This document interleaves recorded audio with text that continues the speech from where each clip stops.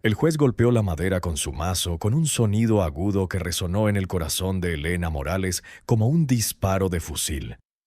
Desalojo aprobado. 30 días. 30 días para desaparecer del único hogar que sus hijos habían conocido. 30 días para encontrar un milagro en un mundo que no ofrecía segundas oportunidades a viudas embarazadas con 3 bocas que alimentar. Elena salió del juzgado de San Cristóbal de las Montañas, con papeles arrugados apretados en el puño, sintiendo el peso de su vientre de 7 meses de embarazo como una piedra en el cuello. El sol de marzo caía a plomo sobre las calles empedradas con una crueldad que parecía personal. Caminaban a su lado sus 3 hijos. Mateo, de 8 años, intentando aparentar fortaleza con sus hombros anchos, pero con los ojos brillantes por las lágrimas contenidas. Lucía, de 5 años, aferrada a la falda raída de su madre como si fuera un salvavidas. Y el pequeño Tomás, de 3 años, demasiado pequeño para entender por qué su madre temblaba, pero lo suficientemente grande para sentir el miedo en el aire como la electricidad antes de una tormenta. Había pasado 1 año. Exactamente 1 año desde que el cuerpo de su esposo, Roberto, fue devuelto del aserradero en una carreta cubierta con lona. Un accidente, dijeron. La Sierra Grande. Nadie tuvo la culpa. Nadie pagó la indemnización. Solo le dieron una tosca caja de madera y una factura del alquiler del mes que no había terminado de pagar. Durante ese año, Elena había hecho lo imposible. Lavaba ropa ajena hasta que le sangraban las manos. Cosía vestidos para las mujeres del pueblo hasta que le ardían los ojos a la luz de las velas. Vendía todo lo de valor. El reloj de plata de Roberto, su anillo de bodas, los candelabros de latón que habían pertenecido a su madre. Pero el embarazo la había frenado. Los clientes desaparecieron. «No queremos causarte problemas», decían con sonrisas falsas, observando su vientre hinchado como si fuera una enfermedad contagiosa. El casero, don Esteban Maldonado, un hombre de bigote canoso y corazón de piedra, había esperado pacientemente como un buitre, sabiendo que ella no pagaría. Y cuando se atrasó por segunda vez consecutiva, actuó con la brutal eficiencia de quien había desalojado a muchos antes que ella. Esa noche, mientras sus hijos dormían en el único colchón que les quedaba, Elena se sentó en el frío suelo de madera de su casa destartalada y contó sus monedas. 17 pesos. Una broma. Suficiente para 1 semana de comida si solo compraba frijoles y maíz. 2 semanas si no comía. Pero no había semanas. En 30 días estarían en la calle. Se tocó el vientre y sintió una fuerte patada. «Lo siento», le susurró al bebé que crecía en su interior sin saber que estaba a punto de nacer en un estado de absoluta miseria. «Lo siento mucho». Si esta historia ya te está cautivando, no olvides suscribirte y darle a me gusta. Cuéntame en los comentarios desde dónde la escuchas. Me encanta saber de ti. No durmió esa noche. Se quedó mirando las vigas del techo, escuchando la respiración de sus hijos y la vida que se agitaba en su interior, mientras su mente daba vueltas desesperadamente, buscando soluciones inexistentes. No tenía familia. Su madre había muerto al dar a luz a un hermano que tampoco sobrevivió. Su padre, un borracho violento, desapareció cuando ella tenía 12 años y nadie lo extrañaba. La familia de Roberto la culpó de su muerte. «Lo mataste trabajando tanto», dijo su suegra en el funeral, y le cerraron la puerta en las narices cuando fue a pedir ayuda. La iglesia. Quizás la iglesia. Pero el padre Domingo ya le había dicho, con esa compasión distante de quien recita un discurso ensayado, que el orfanato estaba lleno y que Dios proveerá, hija, si tienes fe. Fe. Como si la fe llenara estómagos o pagara el alquiler. Pensamientos sombríos la asaltaron con la madrugada. Pensamientos que la horrorizaban, pero que no podía detener. ¿Y si dejaba a los niños en la puerta de la iglesia y desaparecía? ¿Y si solo ella desaparecía? El río era profundo. Iría rápido. El bebé moriría con ella sin conocer el hambre. Los otros 3 Tal vez alguien los encontraría. Mateo era fuerte, podía trabajar. Lucía era guapa, una familia sin hijos. Mamá. La voz de Mateo la sacó de su ensoñación. El niño estaba sentado mirándola en la oscuridad con ojos que parecían demasiado mayores para su edad. ¿Estás llorando? Elena se secó rápidamente las mejillas sin saber cuándo habían empezado a humedecerse. No, mi amor, solo pensaba. ¿A dónde vamos a ir? Su voz era débil, vulnerable, quebrada en la última palabra. Elena extendió el brazo y el niño se acurrucó junto a ella, seguida inmediatamente por Lucía, que nunca dormía profundamente, y luego Tomás, que se aferraba a su espalda como un koala. Los cuatro se acurrucaron juntos en el suelo frío, compartiendo calor y miedo. «Encontraremos un lugar», mintió Elena besando la cabeza de Mateo. «Lo prometo, siempre encuentro la manera». Pero al pronunciar esas palabras, supo que eran huecas. No había manera. No había milagros para gente como ella. En la mañana del 23, 7 días antes del desalojo, Elena bajó al mercado con sus últimos 11 pesos a comprar maíz. El bebé había estado inquieto toda la noche, pateando con fuerza, como protestando por el hambre que compartían. Sus pies descalzos rozaron las frías piedras de la plaza mientras el sol apenas comenzaba a calentar el aire de la montaña. Fue en la tienda de doña Carmela, la vendedora de granos, donde escuchó la conversación que lo cambiaría todo. Dos hombres mayores, agricultores de manos callosas y rostros curtidos por el sol, hablaban en voz baja junto al mostrador. Elena fingió examinar los frijoles mientras aguzaba el oído. «Nadie lo quiere. Lleva 25 años cerrado desde lo que pasó. Mi primo intentó quitárselo hace 10 años. Duró 3 noches. Dice que los oyó. A los niños, llorando en los dormitorios, cuentos de viejas.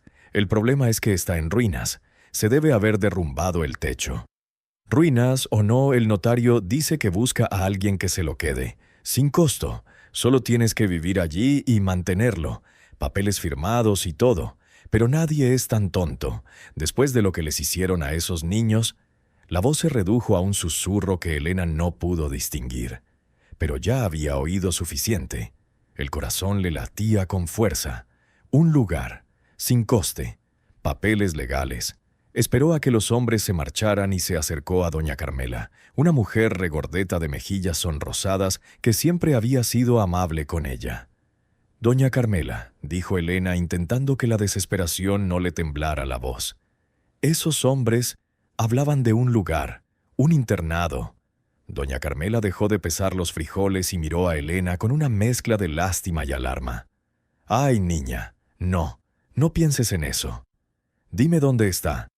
«Elena, ese lugar, el internado Sagrada Esperanza, está maldito. Todo el mundo lo conoce». ¿Maldito o abandonado? Elena se inclinó hacia adelante agarrando el borde del mostrador con la mano. «Necesito saberlo». Doña Carmela suspiró mirando el vientre hinchado de Elena y luego a los ojos de la joven, donde la desesperación brillaba como la fiebre. «Está 5 kilómetros al norte, subiendo por el viejo camino de la misión. Era un internado para niños pobres, administrado por la iglesia. Cerró en 1898. Hubo muertes, muchas. Dicen que los niños murieron de enfermedades, pero la gente murmura otras cosas, que fueron brutalmente castigados, que algunos desaparecieron, que están enterrados bajo el edificio». Elena sintió un escalofrío, pero lo ignoró. Los muertos no podían hacerle daño. Los vivos, el casero, el hambre, el frío, sí podían.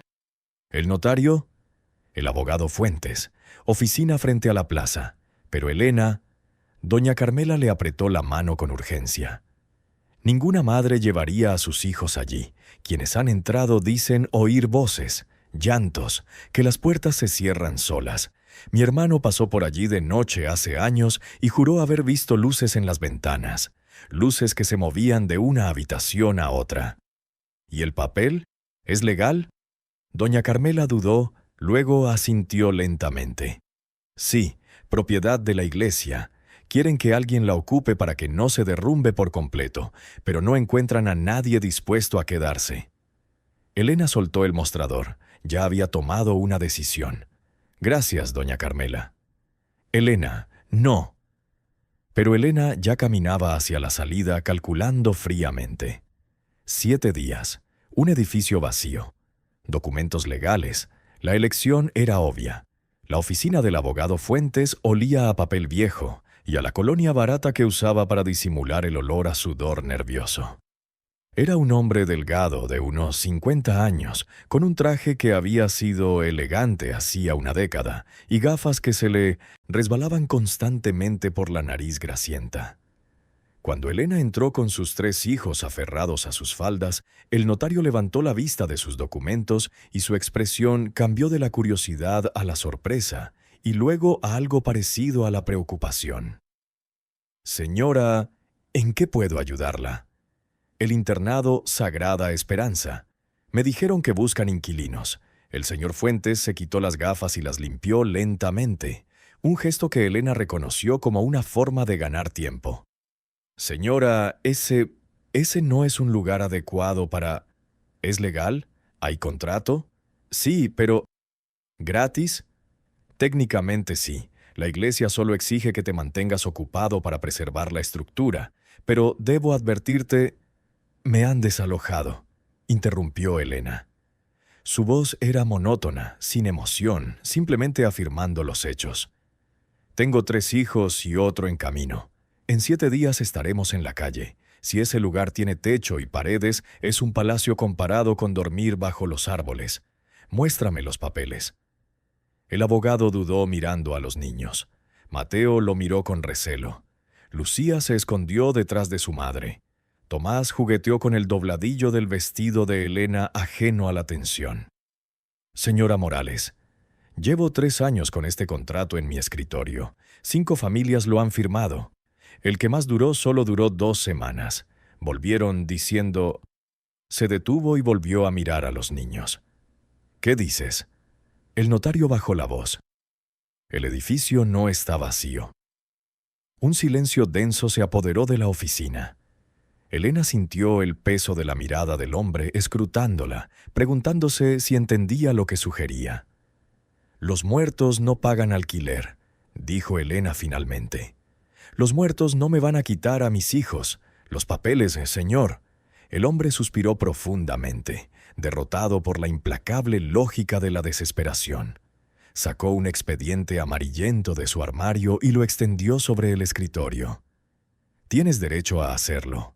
Es propiedad de la iglesia, pero lleva tanto tiempo abandonada que la diócesis solo quiere que alguien la mantenga.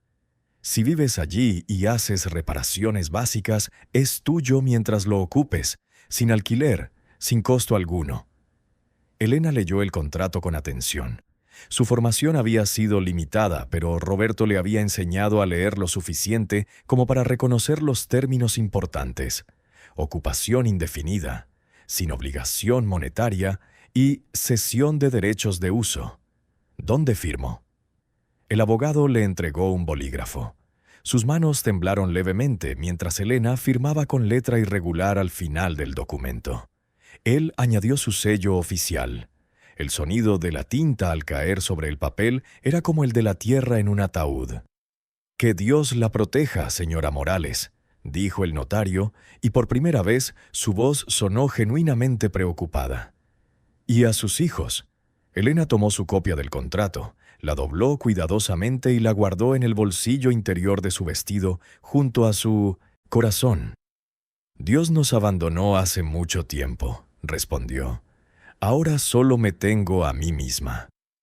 El camino al internado Sagrada Esperanza era más una cicatriz en la montaña que un camino propiamente dicho.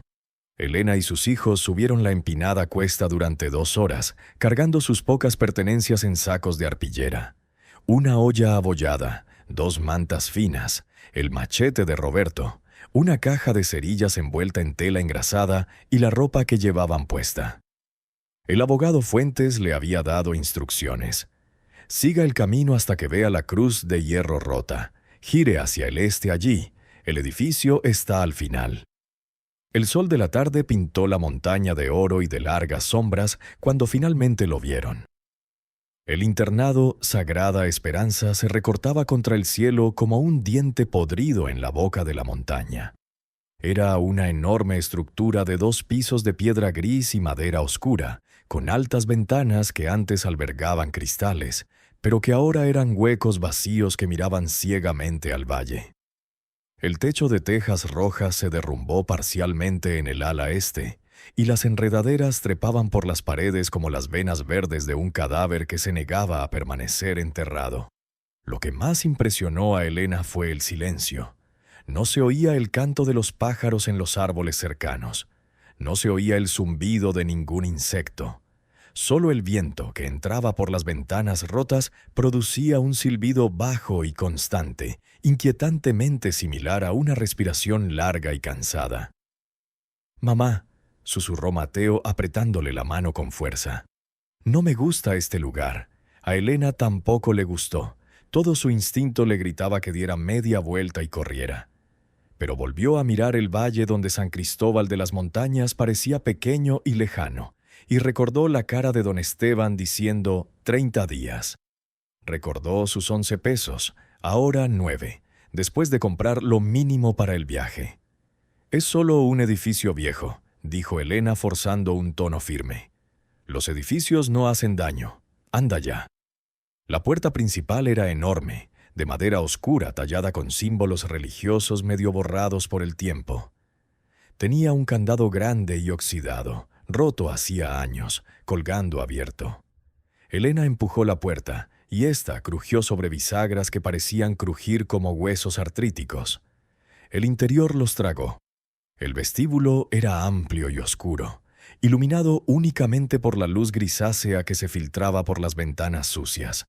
El suelo era de baldosas de cerámica rotas, con patrones geométricos que antaño habían sido hermosos, pero que ahora estaban cubiertos de polvo, hojas secas y, Elena se estremeció, pequeñas huellas que parecían las de niños descalzos, impresas en el polvo. Pero eso era imposible. Nadie vivía aquí. Las huellas debían ser antiguas, preservadas por el aire seco de la montaña. A la izquierda había un largo pasillo con puertas a ambos lados. A la derecha, una amplia escalera conducía a la oscuridad del segundo piso. Justo enfrente un gran crucifijo de madera colgaba de la pared, pero Cristo ya no estaba. Solo quedaban clavos oxidados y una silueta más tenue en la madera donde había estado. «¿Dónde vamos a dormir?», preguntó Lucía con una voz tan baja que apenas se oía. Elena examinó el espacio, con su mente práctica trabajando a fondo. La planta baja sería más segura. Habría menos probabilidades de que un suelo podrido cediera bajo su peso. Necesitaban una habitación pequeña que pudieran calentar fácilmente con una chimenea. Y necesitaban estar cerca de una salida. «Vamos a explorar», decidió Elena. «Mateo, quédate cerca de mí. Lucía, toma la mano de tu hermanito». Entraron al pasillo de la izquierda. Las puertas tenían placas metálicas oxidadas con inscripciones apenas legibles. Dormitorio A, niños de 6 a 8 años. Dormitorio B, niños de 9 a 11 años. Elena empujó la primera puerta. El olor que emanaba la golpeó como una bofetada. Humedad, madera podrida y algo más dulce y empalagoso que no lograba identificar. El dormitorio era largo y estrecho, con camas de hierro oxidado alineadas contra ambas paredes, 20 a cada lado. Los colchones se habían podrido hacía décadas, dejando solo muelles retorcidos.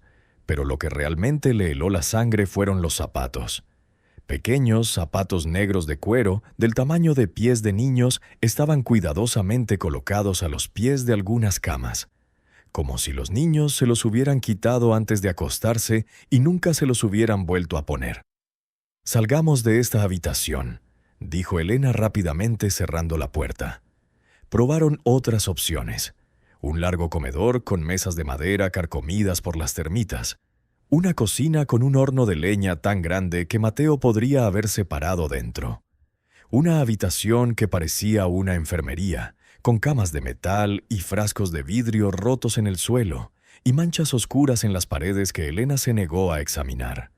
Finalmente, al final del pasillo, encontraron lo que necesitaban: una pequeña habitación que parecía haber sido el despacho del director. Tenía una chimenea que funcionaba, una ventana orientada al sur, con luz solar directa, y, lo más importante, una puerta sólida con una cerradura interior que aún funcionaba. «Toma», dijo Elena, «trae las cosas». Mientras Mateo y ella quitaban el polvo y barrían las hojas secas que habían entrado por la ventana rota, Lucía dijo de repente: «Mamá, ¿quién es ella?». Elena se giró bruscamente. «¿Quién?». Lucía señaló hacia el pasillo oscuro. «La chica. Estaba allí. Me miraba». Un escalofrío recorrió la espalda de Elena. «No hay nadie aquí, mi amor. Es solo la oscuridad jugando una mala pasada». «Pero la vi. Llevaba un vestido blanco y estaba descalza». Mateo se acercó a su madre, pálida. «Mamá, yo también la vi. Solo un segundo. Luego desapareció». Elena quería decirles que era imposible, que estaban cansados, que sus ojos los engañaban. Pero recordó las huellas descalzas en el polvo del vestíbulo. Huellas recientes. «Quédate aquí. Cierra la puerta. No te vayas hasta que regrese». «¡No!». Mateo la agarró. «No nos dejes. Solo voy a revisar el pasillo. 2 minutos». Elena recogió el machete sintiendo su peso familiar en la mano y salió al pasillo. El sol se ponía, y la luz que se filtraba por las ventanas rotas se tornaba naranja y débil, creando largas sombras que parecían moverse. «¿Hay alguien aquí?», gritó Elena, y su voz resonó por el edificio vacío. «Ahora este es mi hogar. Si hay alguien, que se presente». Silencio. Y entonces, desde algún lugar arriba, desde el segundo piso, escuchó algo que le heló la sangre. Una risita, como la de un niño, suave y juguetona, seguido de otro y otro, hasta que sonó como si una docena de niños se rieran en los dormitorios de arriba, y el sonido se desparramó por las escaleras como agua fría. Y luego, tan abruptamente como empezó, se detuvo. Elena se quedó paralizada en el pasillo, con el machete temblándole en la mano y cada nervio de su cuerpo gritándole que corriera. Pero no podía. No tenía a dónde ir. Una voz clara y cercana susurró justo detrás de su oído: «No deberías estar aquí». Elena se giró blandiendo el machete, pero no había nadie allí. Solo el pasillo vacío, las sombras que se alargan y el viento que sopla a través de las ventanas rotas como una respiración interminable. Aquella primera noche fue una prueba de fuerza de voluntad. Elena bloqueó la puerta de la oficina empujando un viejo escritorio. Encendió un pequeño fuego en la chimenea con leña seca que encontró en la cocina, y los 4 se acurrucaron alrededor de las llamas, comiendo tortillas frías y bebiendo agua de una cantimplora que ya estaba medio vacía. Mateo no habló. Lucía lloró en silencio. Tomás, demasiado pequeño para comprender, dormía inquieto en el regazo de Elena. «Mamá», susurró Mateo por fin, «¿están muertos los niños que oímos?». Elena no quería mentirle. «No lo sé, mi amor. ¿Nos van a hacer daño? No lo permitiré». Pero mientras hablaba, oyó algo que le revolvió el estómago. Desde arriba, desde el segundo piso, se oían pasos. No eran pasos pesados de adulto, sino pasos ligeros y rápidos de pequeños pies corriendo. De un lado a otro, de un lado a otro. Y luego, claro, inequívoco, el sonido de una puerta cerrándose. Elena abrazó más fuerte a sus hijos, mirando fijamente la puerta atrancada, rezando a un Dios en el que ya no creía para que amaneciera pronto. El bebé en su vientre pateaba fuerte, como si protestara por estar en ese lugar. «Lo sé», susurró Elena tocándose el vientre. «Lo sé». Pero no había vuelta atrás. El internado Sagrada Esperanza era ahora su hogar, y tendría que compartirlo con todo lo que viviera dentro de las paredes. Elena no durmió esa primera noche. Se sentó con la espalda apoyada en el escritorio que bloqueaba la puerta, con el machete cruzado en el regazo, escuchando los pasos que nunca cesaban del todo en el piso de arriba, escuchando el viento que gemía a través de las ventanas rotas como un ser vivo, escuchando la respiración de sus hijos y los crujidos del viejo edificio asentándose sobre sus huesos cansados. Cuando los primeros rayos grises del amanecer se filtraron a través de la ventana sucia, Elena sintió como si hubiera envejecido 10 años en una sola noche. Mateo fue el primero en despertarse. Sus ojos se encontraron de inmediato con los de su madre. ¿Sigues ahí arriba? No lo sé. Elena se levantó lentamente, con todos los músculos del cuerpo protestando. El embarazo la agobiaba como nunca antes. Le dolía la espalda y tenía los pies hinchados. Pero ya es de día. De día es más seguro. Era una mentira reconfortante y ambos lo sabían. Salieron cautelosamente de su refugio. La luz del día transformó el internado de una pesadilla en un simple edificio ruinoso, aún aterrador, pero menos sobrenatural. Las ventanas rotas dejaban entrar corrientes de aire fresco que disipaban el olor a humedad, y Elena ahora podía ver claramente la magnitud de la tarea que les aguardaba. Lo primero que necesitaban era agua. Sin agua morirían en cuestión de días. Mateo, busca cualquier barril, cubo o tinaja que pueda contener agua. Lucía, quédate aquí en el pasillo con Tomás. No entres a ninguna habitación sin mí. ¿Entendido? Exploraron la cocina más a fondo. Los armarios estaban llenos de platos rotos y ollas oxidadas, pero Elena encontró 3 cubos de metal que aún se podían usar y un barril de madera que, aunque agrietado, podría servir si se remojaba para que la madera se hinchara. Afuera, detrás del edificio, descubrieron un pozo. Elena se asomó con el corazón en la garganta, esperando encontrarlo seco o lleno de cosas horribles. Pero al dejar caer una piedra, oyó el bendito chapoteo del agua varios metros más abajo. «Gracias», susurró sin saber a quién le estaba agradeciendo. Bajar el cubo con la cuerda podrida fue peligroso. La cuerda se rompió 2 veces y Elena tuvo que improvisar con trapos atados. Pero finalmente logró sacar agua. Estaba turbia y olía a minerales, pero no tenía el olor pútrido del agua contaminada. La hirvieron en la olla abollada sobre una fogata que encendieron en el patio trasero con madera seca de las vigas del techo caídas. Mientras el agua hervía, Mateo encontró algo que estremeció a Elena. Un pequeño cementerio detrás del internado, oculto por la maleza. Había cruces de madera podridas. Elena contó 17, marcadas solo con fechas: 1896, 1897, 1898. Niños, todos los niños. «No entres ahí», ordenó Elena. «Es un lugar de descanso, respétalo». Pero mientras contemplaba las cruces, una pregunta la atormentaba. ¿Cuántos niños habían muerto allí? El abogado había dicho muchas muertes. ¿Eran 17 muchos o había más enterrados en fosas comunes? Los primeros 3 días fueron un ciclo brutal de trabajo y miedo. Durante el día, Elena limpió, reparó y convirtió un rincón del primer piso en un espacio habitable. Usó tablas de las habitaciones en ruinas para reparar el suelo de su oficina. Limpió el hollín acumulado en la chimenea. Clavó un paño sobre la ventana rota para protegerse del frío nocturno. Pero las noches eran otra historia. Cada noche, al alargarse las sombras, empezaban los sonidos. Pasos, primero suaves, luego más insistentes, el sonido de puertas abriéndose y cerrándose. Y voces. Dios, las voces.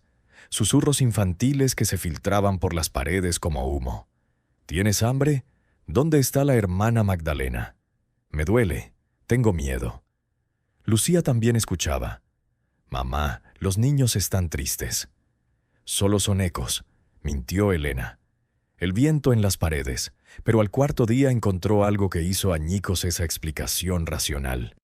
En el comedor, mientras buscaba muebles que pudiera desmontar para usar como leña, Elena notó algo extraño en una de las largas mesas. Había polvo por todas partes, décadas de polvo.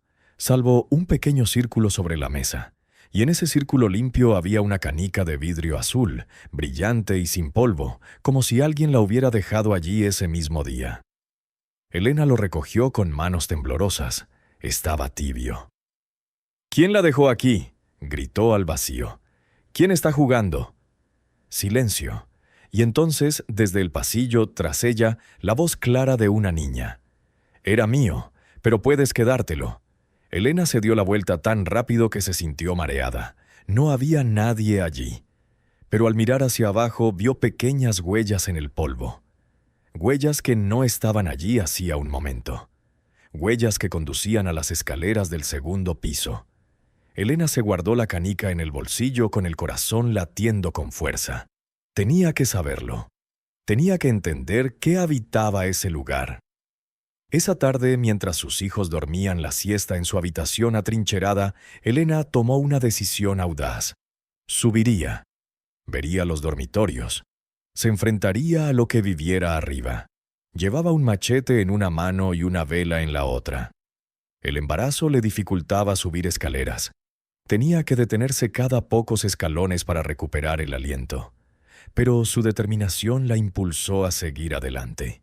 El segundo piso era peor que el primero, más oscuro, más frío. El techo parcialmente derrumbado dejaba entrar la luz del día por algunos lugares, pero también la lluvia y los nidos de pájaros. Solo que no había pájaros. Ningún animal vivía allí. El pasillo del segundo piso tenía 6 puertas. Todas estaban cerradas. Elena se acercó a la primera y leyó el cartel. Dormitorio C. Niñas de 6 a 8 años. Su mano tocó el pomo de la puerta. Estaba frío. Tan frío que le quemó la piel. «No entres ahí». La voz provenía de detrás de ella. Elena se giró levantando el machete, pero solo vio el pasillo vacío y una niña. Se encontraba al final del pasillo, iluminada por la luz del techo derrumbado. Llevaba un vestido blanco sucio, largo hasta los tobillos, al estilo de hace 50 años. Iba descalza. Su cabello negro colgaba en trenzas desaliñadas. Su rostro estaba pálido, casi translúcido. Pero sus ojos eran muy viejos en ese rostro joven. «No entres ahí», repitió la chica. «Ahí es donde pasó. Ahí es donde duele». Elena no podía respirar. No podía moverse. Estaba mirando a un fantasma de verdad. «¿Quién eres?», susurró Elena. «Me llamaba Sofía. Tenía 8 años cuando llegué aquí. Tenía 9 cuando morí». La niña inclinó la cabeza. «Estás embarazada». Elena se cubrió el estómago instintivamente con la mano. «No voy a hacerte daño». «Lo sé, pero sí». La chica señaló hacia el final del pasillo, hacia una puerta más grande con una placa que decía «Oficina del director, Padre Justino Mercado». «Sigue aquí. Nunca se fue. Y cuando descubra que hay niños en el edificio otra vez...». La niña comenzó a desvanecerse. Su forma se volvió más transparente. «Espera», gritó Elena. «¿Qué pasó aquí? ¿Cómo murieron?». Pero Sofía ya había desaparecido, dejando solo un susurro en el aire. «Pregúntale a las paredes. Ellas recuerdan». Elena bajó las escaleras temblando violentamente, con la mente hecha un torbellino de terror y confusión. Había visto un fantasma. El fantasma real de una niña que había muerto hacía décadas. No era imaginación ni un efecto de la luz. Sofía había sido real, tan real como el frío que aún sentía en los huesos. Al llegar a su habitación, encontró a Mateo despierto, mirándola con preocupación. «Mamá, estás muy pálida». «Estoy bien». Pero no lo estaba. Se dejó caer pesadamente en el colchón improvisado que había hecho con trapos, con las manos temblorosas. «Matthew, ¿has visto a alguna niña? ¿A alguna niña con vestido blanco?». Mateo asintió lentamente. «Sí, varias veces. Pensé que era Lucía la que tocaba, pero no era ella, y siempre desaparece». «¿Te habló?». «Una vez. Me dijo que tuviera cuidado con el agua del pozo, que la analizara primero». Mateo la miró. «¿Está muerta, mamá?». Elena no sabía cómo explicarle esto a un niño de 8 años. Apenas podía procesarlo ella misma. Creo que sí. Creo que hay niños aquí que murieron hace mucho tiempo, y sus espíritus se quedaron. ¿Nos van a hacer daño? No lo puedo creer. Sofía, así se llama, intentó advertirme. Dijo que hay algo peligroso ahí arriba. Alguien llamado Padre Mercado. El nombre resonó en la habitación como una piedra en agua quieta. Mateo se estremeció. Lo he oído. De noche, cuando estoy medio dormido. Oigo a alguien subiendo las escaleras, pasos pesados, no como los de un niño. Y a veces oigo un cinturón, como cuando papá se apretaba el cinturón, pero más fuerte. Y luego gritos. Elena sintió que la bilis le subía a la garganta. Empezaba a comprender. Los niños muertos, las tumbas sin nombre. El internado cerró abruptamente en 1898. No había sido una enfermedad, había sido algo peor: abuso, tortura, asesinato. Y el hombre responsable todavía estaba allí, de alguna manera, aferrándose a este lugar. «Mamá, ¿nos vamos?» La voz de Mateo era pequeña y esperanzada. Elena miró alrededor de su habitación. 3 días de trabajo brutal. Un techo sobre sus cabezas, agua, comida, lo poco que tenían. Afuera, las calles, el hambre y el frío. Aquí dentro, los fantasmas. Los muertos ya están muertos, dijo Elena finalmente, más para convencerse a sí misma que a Mateo. No pueden hacernos daño físico. Podemos vivir con fantasmas. No podemos vivir sin un techo. Pero esa noche todo cambió. Eran aproximadamente las 2 de la mañana cuando Elena se despertó con el llanto de Lucía. No eran los llantos normales de una niña asustada, sino gritos agudos de terror absoluto. «Mamá, mamá, está aquí, nos está mirando». Elena se levantó de un salto encendiendo torpemente la vela. En la luz parpadeante vio a Lucía señalando hacia la puerta cerrada, y allí, en la rendija bajo la puerta, había luz. No era la tenue luz de la luna. Era una luz cálida y amarillenta, como la de una lámpara de aceite, y una sombra. La sombra de alguien parado al otro lado, completamente inmóvil. Elena agarró el machete. El corazón le latía tan fuerte que le dolía. «¿Quién anda ahí?» La sombra no se movió, no respondió, y luego, lentamente, el pomo de la puerta empezó a girar. Elena había cerrado el cerrojo, lo sabía, pero el pomo seguía girando, el metal chirriando, hasta que se detuvo contra el cerrojo. Lo intentó, 1 vez, 2 veces, 3 veces, cada intento más duro, más insistente. Y entonces, una voz, profunda, masculina, con la autoridad absoluta de alguien acostumbrado a ser obedecido sin rechistar. «Abre esta puerta. Los niños deben estar en sus habitaciones a las 8. Son las 2 de la mañana. Están castigados». Elena sintió que se le helaba la sangre. Esa voz no era humana. Era demasiado hueca, demasiado distante, como si viniera de muy lejos y muy cerca a la vez.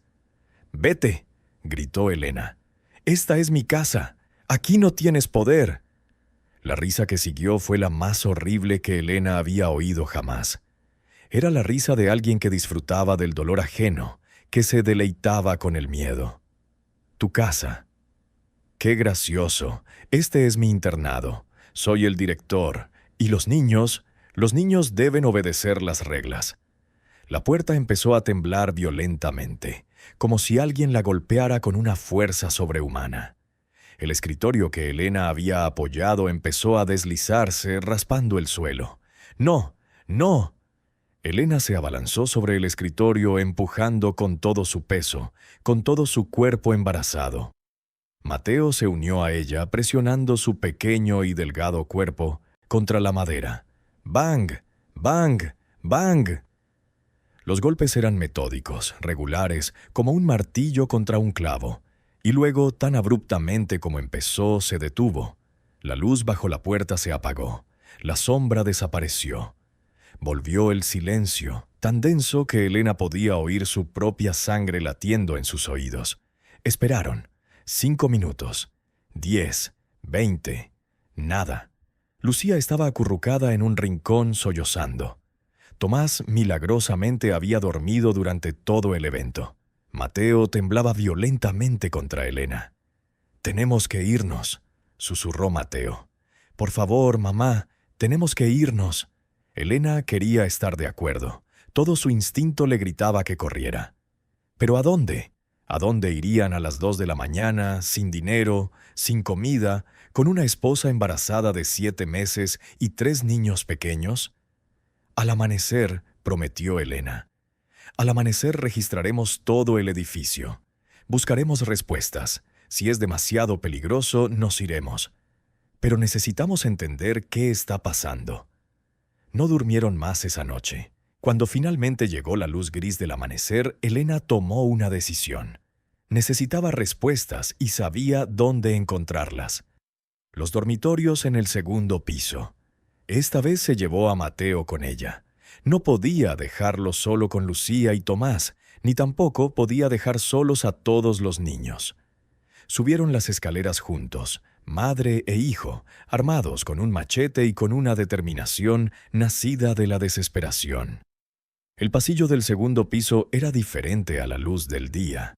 Menos aterrador, pero de alguna manera más triste. Elena ahora podía ver detalles que había pasado por alto en su visita anterior. Dibujos infantiles en las paredes, descoloridos pero aún visibles. Pequeñas huellas de manos grabadas en el yeso húmedo décadas atrás. Marcas de altura como las que hacen los padres cariñosos a sus hijos, solo que éstas iban acompañadas de fechas. Miguel, 1896, 98 centímetros.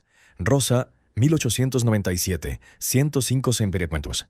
Niños de verdad, con nombres, con vidas. Se detuvo frente al dormitorio C, el que Sofía le había advertido que no abriera. Ahí es donde pasó, ahí es donde duele. ¿Entramos?, preguntó Mateo. Elena respiró hondo. Sí. Empujó la puerta. Se abrió con un gemido largo y lastimero. El dormitorio era idéntico al del primer piso. Hileras de camas de hierro, 20 a cada lado.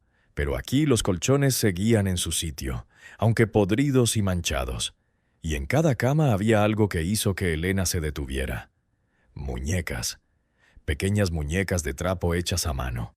40, una en cada cama, y estaban colocados de una forma extraña. No tumbados como si durmieran, sino sentados, mirando hacia la puerta.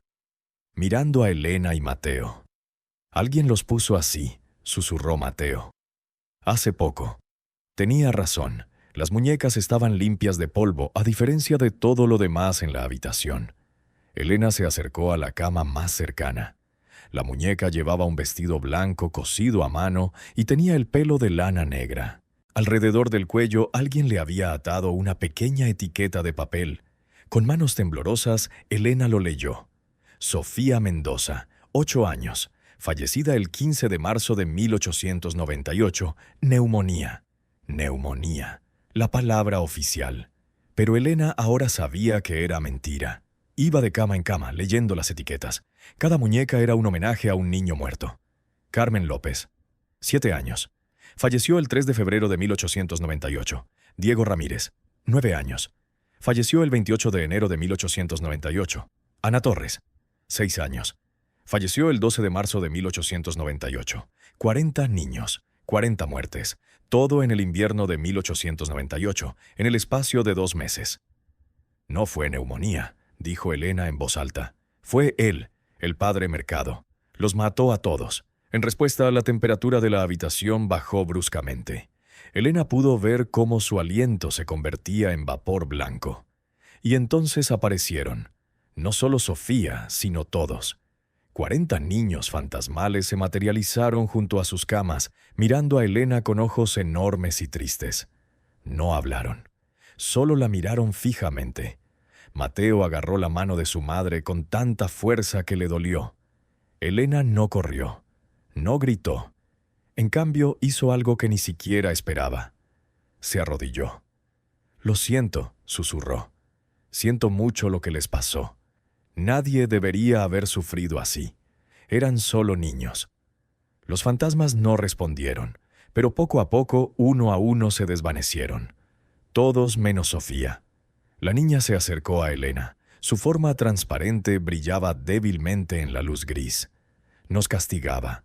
Cuando llorábamos por nuestras familias, cuando pedíamos más comida, cuando no rezábamos con la suficiente rapidez. La voz de Sofía era monótona, recitando hechos. Usaba su cinturón, nos encerraba en el sótano sin luz, y cuando enfermamos ese invierno no llamó a un médico. Nos dejó morir, uno por uno, y nos enterró allí como si fuéramos basura. Elena sintió que las lágrimas corrían por sus mejillas. ¿Por qué no se fueron? ¿Por qué se quedaron?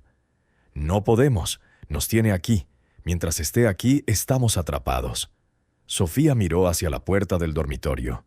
Pero hay otros, vivos, escondidos. Tienes que encontrarlos antes que él. Elena se levantó bruscamente.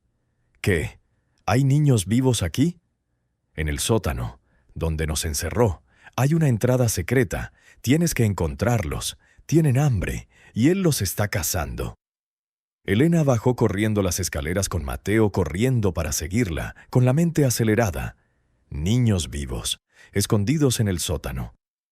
¿Cuánto tiempo llevaban allí? ¿Quiénes eran?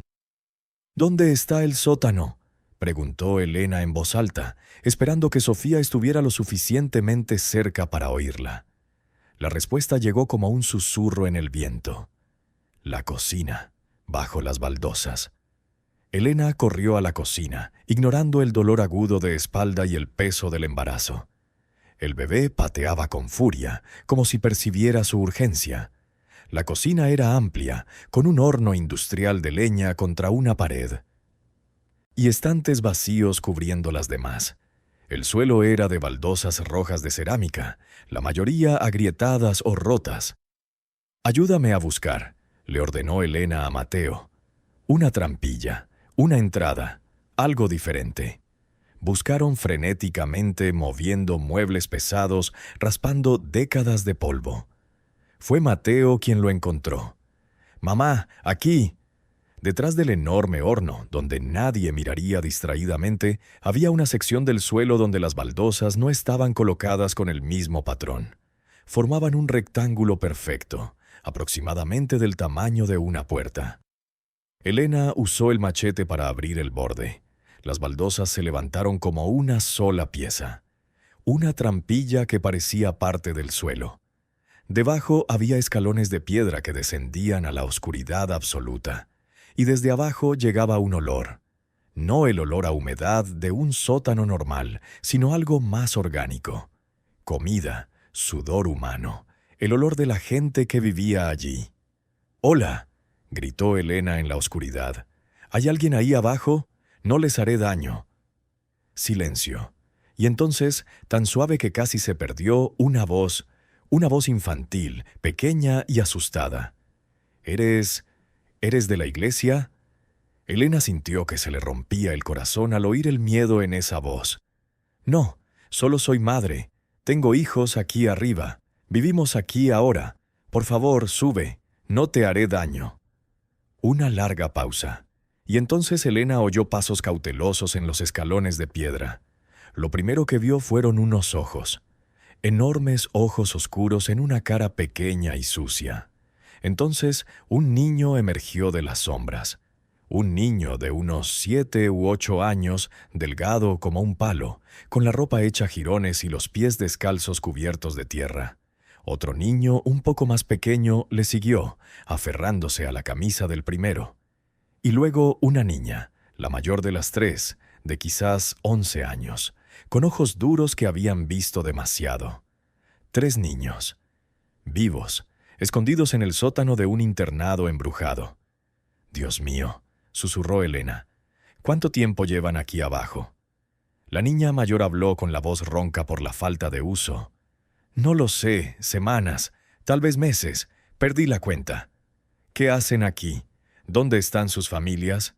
Los ojos de la niña se llenaron de lágrimas, pero no las dejó caer. «No tenemos familia. Éramos del orfanato de San Cristóbal. Nos iban a enviar a vivir con un hombre rico que quería adoptar niños. Pero Clara», señaló a la mujer que dirigía el orfanato, «nos dijo que era mentira, que él no adoptaba niños, los usaba para trabajar, o peor. Elena sintió náuseas. Ahora lo entendía. Tráfico infantil. Bajo la apariencia de adopciones benéficas, Clara nos escondió aquí. Dijo que este lugar estaba abandonado, que nadie vendría. Nos traía comida todas las semanas. Pero dejó de venir. Hace mucho tiempo. Y tenemos muchísima hambre. Los tres niños la miraron con una mezcla de esperanza y terror. Demasiado asustados para confiar, pero demasiado desesperados para no hacerlo. Elena no pensó. Se arrodilló y abrió los brazos. Los tres niños se derrumbaron en su abrazo, sollozando finalmente, liberando semanas o meses de miedo reprimido. «Están a salvo», susurró Elena, aunque no sabía si era cierto. «Yo los cuidaré, los alimentaré, no dejaré que nadie les haga daño». Mateo observaba con ojos enormes. «Mamá, ¿ya tenemos 6 años?» Elena miró a sus tres hijos, Mateo, Lucía dormida en su habitación y Tomás, y a estos tres desconocidos que de repente se habían convertido en su responsabilidad. 6 niños, embarazadas, sin dinero, en un internado embrujado. «Sí», dijo Elena con firmeza, «ya somos 6. Los llevó a su habitación, les dio el agua hervida que quedaba y las últimas tortillas. Los vio devorar la comida como animales hambrientos y se le partió el corazón». La niña mayor se limpió la boca con el dorso de la mano. «Me llamo Isabel. Él es Javier y él es el pequeño Andrés. Gracias por no delatarnos. Jamás haría eso». Elena tocó la mejilla de Isabel. «Pero necesito entender algo. Esa mujer, Clara, ¿cuándo dejó de venir? Han pasado quizás 6 semanas. Teníamos algo de comida almacenada, pero se acabó hace días. Bebíamos agua de las goteras del sótano. Pensamos que lo habíamos olvidado. 6 semanas. Elena hizo algunos cálculos mentales. Fue aproximadamente cuando el señor Fuentes le ofreció el internado, cuando las familias anteriores huyeron aterrorizadas. ¿Habían oído a los niños? ¿Los habían confundido con fantasmas y habían huido? Isabel, ¿alguna vez has visto cosas? ¿Has oído voces? ¿Niños que no están realmente ahí? Isabel abrió mucho los ojos.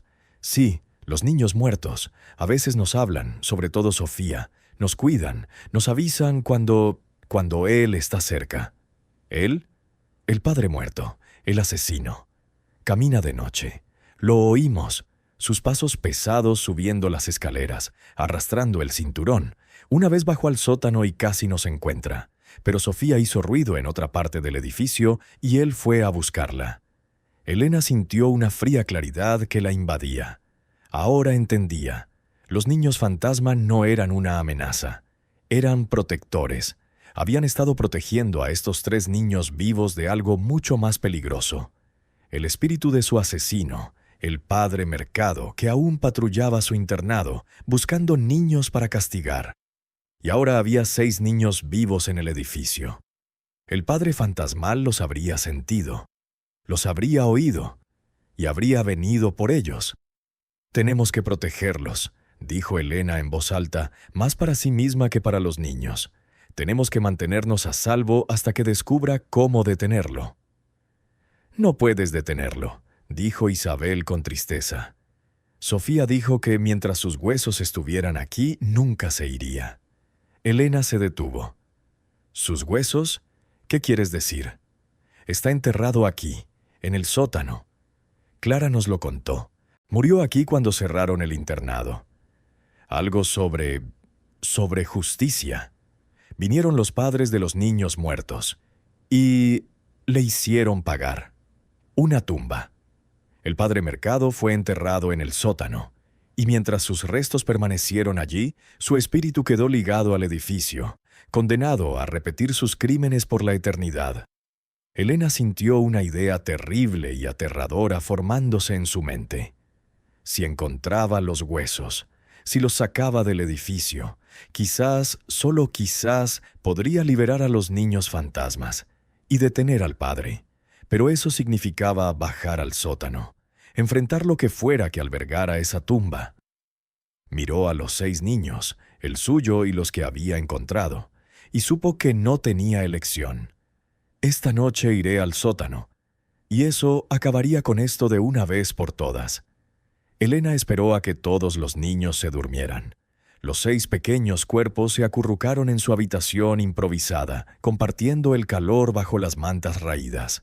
Mateo había insistido en permanecer despierto, en hacerle compañía, pero Elena le había encomendado la tarea más importante: proteger a los otros 5. Si no regreso antes del amanecer, había dicho en voz baja, llévense a todos y corran, vayan al pueblo, encuentren a doña Carmela, cuéntenle lo que pasó. Los ojos de Mateo se llenaron de lágrimas. «¿Vas a volver, mamá?» «Sí», mintió Elena. «Siempre vuelvo». Ahora, de pie ante la trampilla abierta del sótano, con una vela en una mano y el machete en la otra, Elena se permitió un momento de puro terror. El bebé en su vientre pateaba furiosamente, como protestando por lo que estaba a punto de hacer. «Lo sé», susurró tocándose el vientre. «Pero si no hago esto, ninguno de nosotros tendrá futuro». Bajó las escaleras de piedra. El sótano era más grande de lo que esperaba. No era una simple bodega, sino una serie de habitaciones interconectadas con techos bajos de piedra y suelos de tierra compactada. El aire era denso, difícil de respirar, con ese olor a humedad antigua y algo más, algo orgánico y podrido. A la luz vacilante de su vela, Elena vio los restos de donde Isabel, Javier y Andrés habían estado viviendo. Mantas sucias en un rincón, latas de comida vacías, un cubo que habían usado como retrete. Le dolía el corazón al imaginar a esos 3 niños pequeños sobreviviendo allí abajo, en la oscuridad, durante semanas. «Sofía», llamó Elena al aire quieto. «Necesito tu ayuda. ¿Dónde está? ¿Dónde está enterrado el padre Mercado?» Por un instante, nada. Y entonces la figura translúcida de Sofía apareció junto a ella, brillando con una tenue luz azulada. «Ahí abajo, donde nos encerraba cuando nos portábamos mal». La chica fantasma señaló un pasillo oscuro que se adentraba en el sótano. «Está ahí, esperándote». «¿Me va a atacar?» «Ya lo está haciendo». Sofía ladeó la cabeza. «¿No lo sientes? El frío, el peso. Está intentando asustarte». Elena lo sintió. Una opresión en el pecho, como si el aire mismo intentara expulsarla. Pero había sobrevivido un año de viudez, hambre y desesperación. Un fantasma no la asustaría. «Llévame con él». Sofía empezó a flotar hacia el oscuro pasillo. Elena la siguió con el machete en alto, cada paso pausado y firme, aunque le temblaban las piernas. El pasillo se estrechaba, las paredes de piedra casi le rozaban los hombros. La vela proyectaba sombras danzantes que parecían moverse con vida propia. Y el frío se intensificaba con cada paso, hasta que Elena pudo ver su aliento convertirse en nubes de vapor. Llegaron a una puerta de madera podrida con un candado oxidado colgando roto. Sofía se detuvo. Aquí es donde nos encerraba. A veces durante días, sin luz, sin comida, solo nuestro miedo.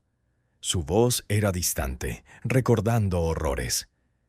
Y cuando murió, los hombres del pueblo que vinieron a matarlo lo arrastraron hasta aquí, lo encerraron donde él nos había encerrado, y sellaron la puerta. Dijeron que era justicia poética. ¿Cómo murió? Lo golpearon. Con piedras, con palos, con los puños, los padres de los niños muertos. Lo golpearon hasta que dejó de respirar, y luego lo dejaron aquí para que se pudriera. Elena empujó la puerta. Se abrió con un crujido que sonó como un grito ahogado. La habitación era pequeña, del tamaño de una celda.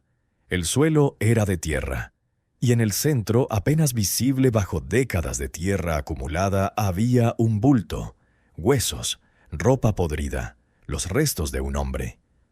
Pero lo que hizo que Elena se detuviera fue la presencia. Ahora podía sentirlo. No solo el frío, sino algo maligno y consciente. Una rabia tan intensa que había sobrevivido a la muerte misma.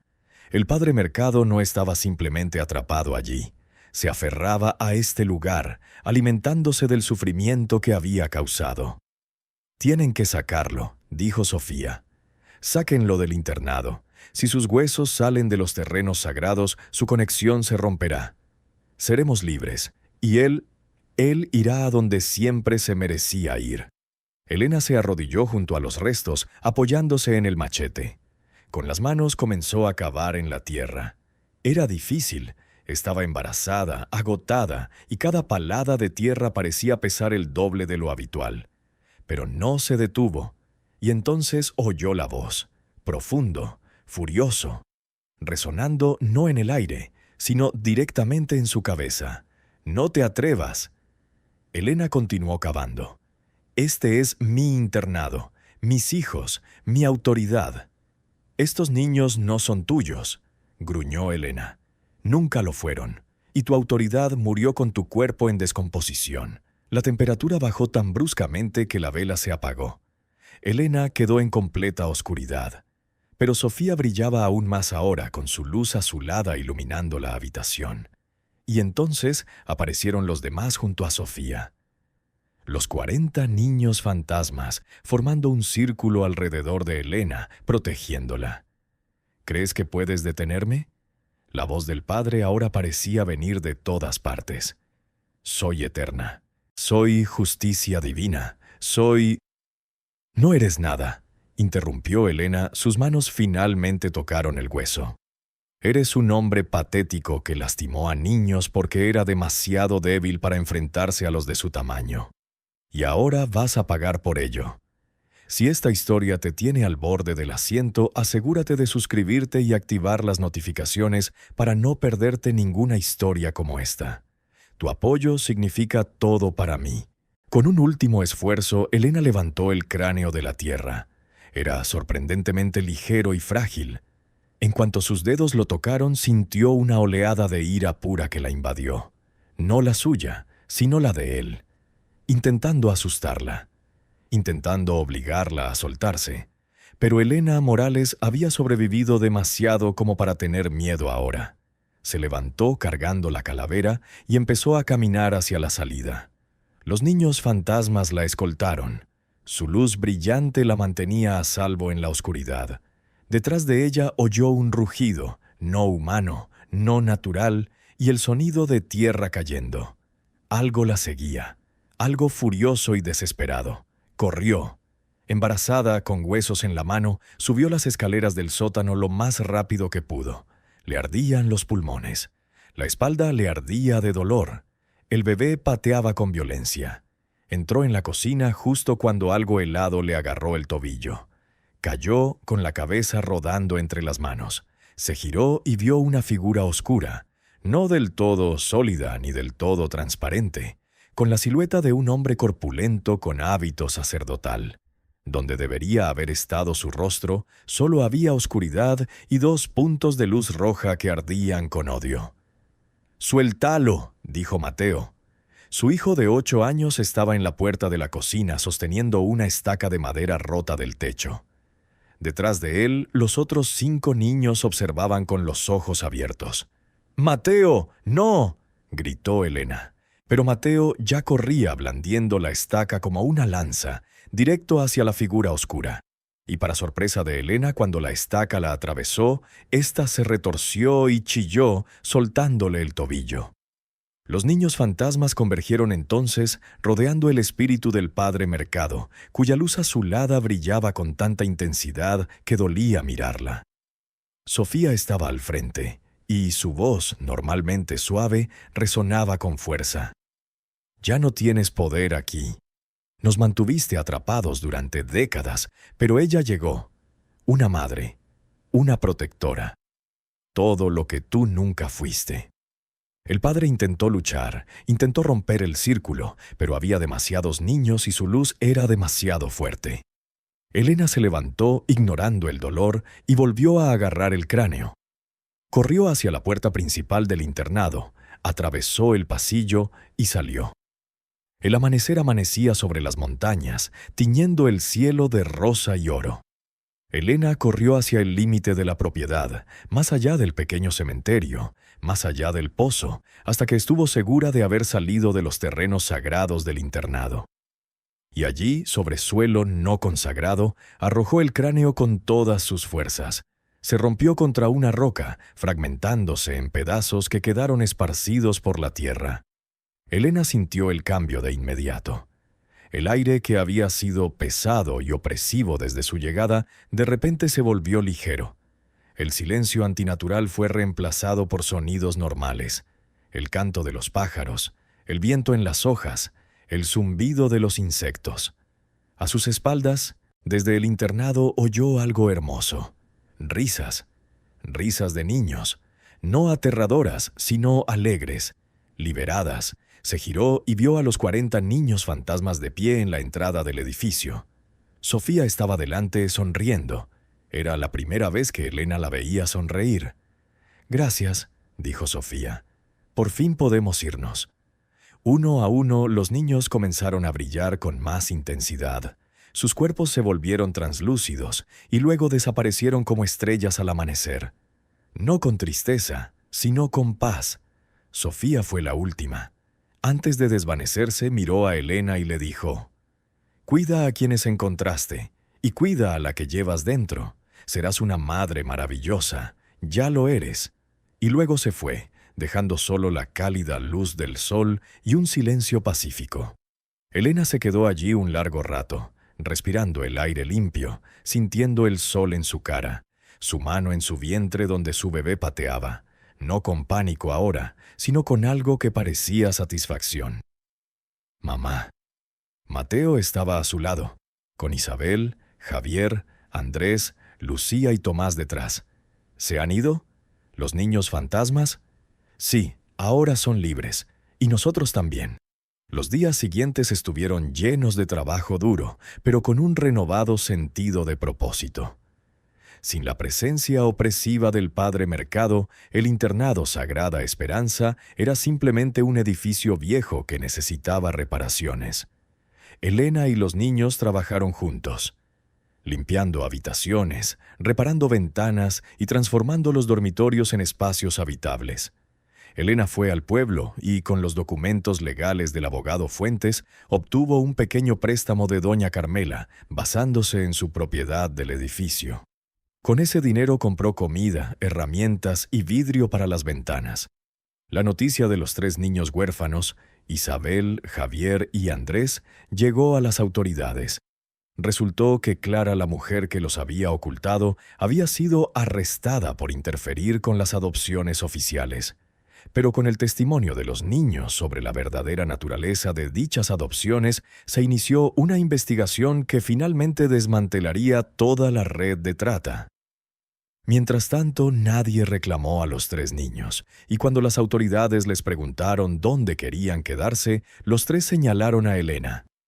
«Con ella», dijo Isabel con firmeza. «Nos salvó.